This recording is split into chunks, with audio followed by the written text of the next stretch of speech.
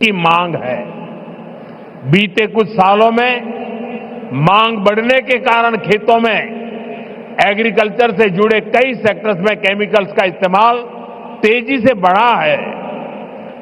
நண்பர்களே, இயற்கை வேளாண்மையின் விரிவாக்கம் என்பது இன்று 21ஆம் நூற்றாண்டு வேளாண்மையின் தேவை.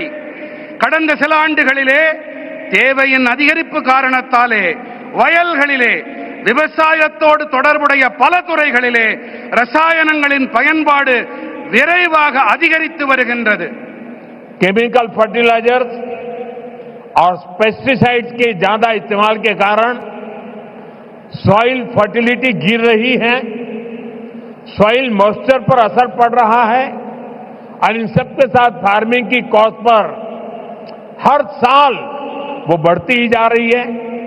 इसका सॉल्यूशन क्रॉप डाइवर्सिफिकेशन और नेचुरल फार्मिंग से ही संभव है। ரசாயன உரங்கள், பூச்சிக்கொல்லிகள் ஆகியவை அதிக அளவிலான பயன்படுத்தல் காரணமாக நிலத்தின் வளம் வீழ்ச்சியடைகிறது, மண்ணின் ஈரத்தன்மைக்கு பாதிப்பு ஏற்படுகிறது. மேலும் இவை அனைத்தோடு விவசாயத்தின் செலவினமும் ஒவ்வொரு ஆண்டும் அதிகரித்துக் கொண்டே இருக்கின்றது. இதற்கான தீர்வு என்னவென்று சொன்னால், பயிர்களின் பன்முகத்தன்மை மற்றும் இயற்கை வேளாண்மை மட்டுமே.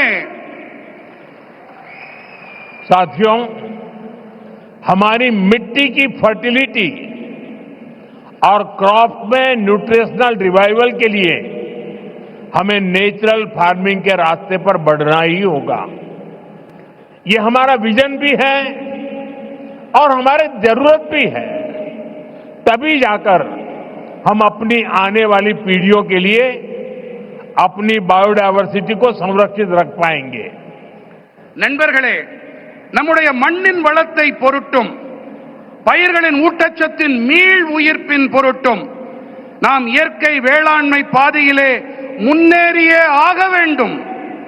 இதுவே நம்முடைய தொலைநோக்கு, இது நம்முடைய அத்தியாவசிய தேவையும் கூட. அப்போதுதான் நாம் நமது வரவிருக்கும் தலைமுறையினருக்கு நமது உயிரி பன்முகத்தன்மையை பாதுகாத்து அளிக்க முடியும்.